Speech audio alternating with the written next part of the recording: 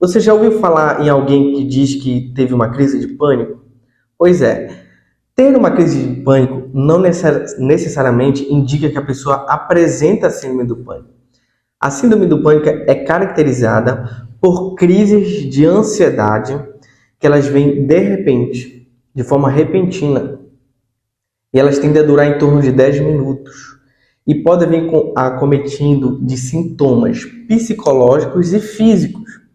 Entre os sintomas físicos, eu posso relatar aqui a sensação do coração acelerar, a sensação de aperto, falta de ar, sensação de sufocamento. É muito comum o paciente relatar que tem algo aqui na sua região da garganta. Podem haver também a mão e os pés ficarem gelados, formigamento, e pode ter correlação também com sintomas gastrointestinais, por exemplo, como náuseas, vômitos, até mesmo diarreia. Mexer com o aparelho geniturinário, a pessoa ficar com aquela urgência para urinar.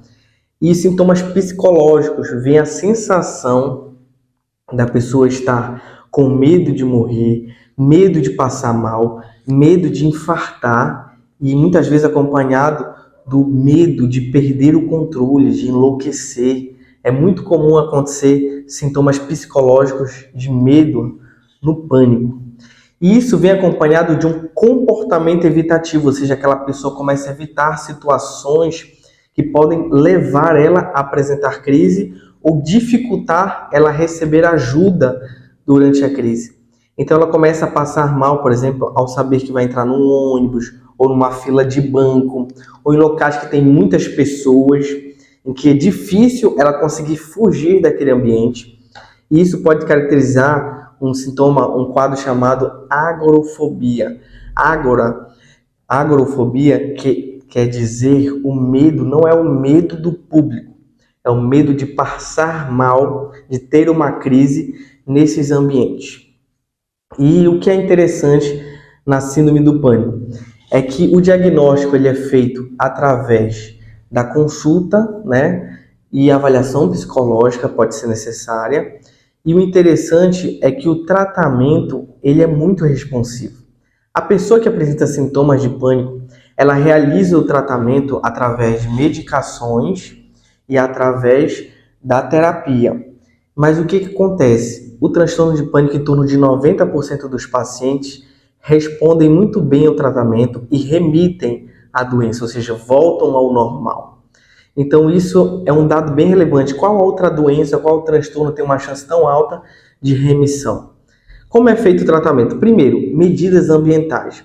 Essa pessoa ela precisa ser educada, a gente chama isso psicoeducação, educá-la em relação aos seus sintomas. Se aqueles sintomas são realmente físicos ou são da ansiedade. E existe, o psicólogo pode estar orientando a pessoa nesse sentido. É preciso fazer também atividade física. A pessoa com pânico, ela precisa se exercitar com exercícios aeróbicos, mas isso tem que ser devagar, porque não pode ser exercícios intensos, né? Além disso, relaxamento. É necessário pessoas com esse quadro realizarem meditação, realizarem massoterapia, terem acesso a sessões de relaxamento. Isso é muito interessante. Tirar mais momentos de lazer. E o passo bem interessante é a terapia com psicólogo, gente. Muitas pessoas se medicam, vão consultar, mas não querem fazer sua terapia. A terapia é de extrema importância para a remissão, para vencer a síndrome do pânico.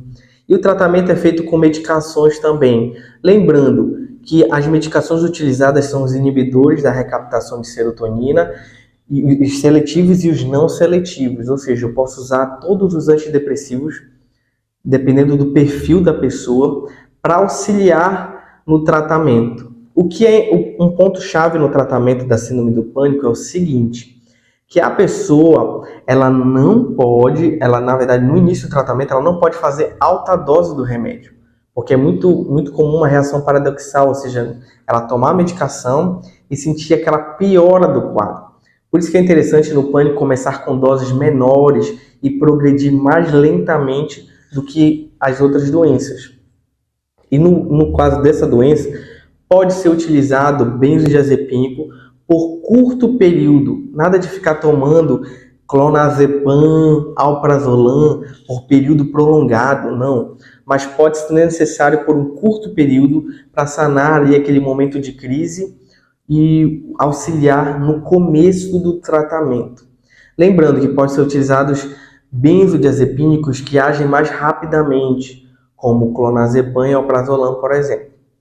Então, essas são informações relevantes, né? Se você apresenta algum desses sintomas, ou já teve uma crise, ou está tendo crises recorrentes, porque o pânico ele vem em crises recorrentes durante o dia, então procure ajuda médica, psicológica, procure auxílio para a realização de tratamento adequado. Então é isso, pessoal. Gostaria de agradecer a todos por ouvirem e assistirem a mais esse episódio de saúde. Espero ter esclarecido informações importantes. Até o próximo programa.